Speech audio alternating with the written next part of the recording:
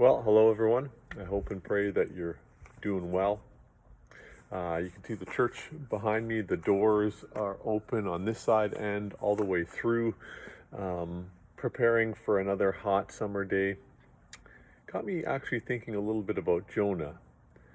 In the final chapter of Jonah, there's this bush that gives Jonah shade, but then the bush and the shade are taken away, and Jonah is miserable in the sweltering heat. And he complains to God, and it almost seems like overly dramatic. It would be better for me to die than to live, he says. And then God challenges Jonah. He says, is it right for you to be angry about that plant, about this lack of shade?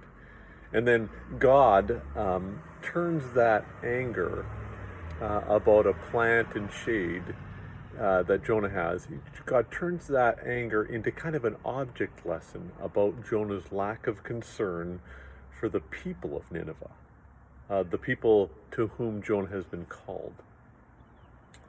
And I'll spend some energy today keeping the church cool, and I'll be concerned that my house stays cool enough tonight to sleep comfortably.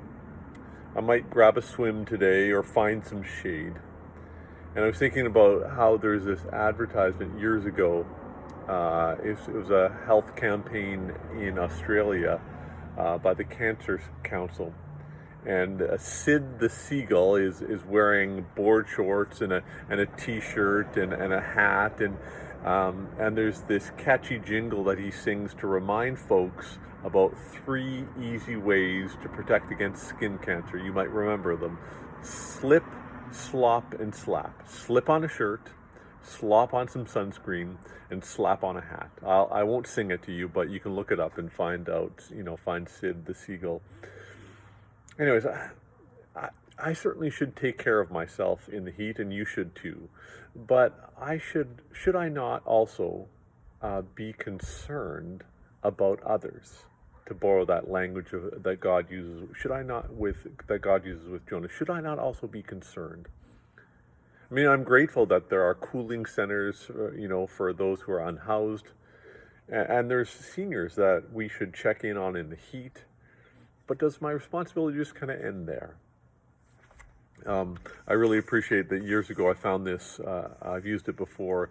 It's to the cadence of Dr. Seuss, and somebody describes Jonah's response to God's call to Nineveh, where Jonah says back to God, I would not go there in a boat. I would not go there in a float. I would not go there in a gale. I would not go there in a whale. I do not like the people there. If they all died, I would not care. I will not go to that great town. I'd rather choke, I'd rather drown. I will not go by land or sea, so stop this talk and let me be. But of course, God will not let Jonah be, and God will not let you be, or God will not let me be. And maybe the scorching sun can even be a bit of a reminder to not just care about my own well-being, but also about the well-being of everyone in my sphere of influence, everybody in my town, everybody. The book of Jonah is a scant 48 verses long.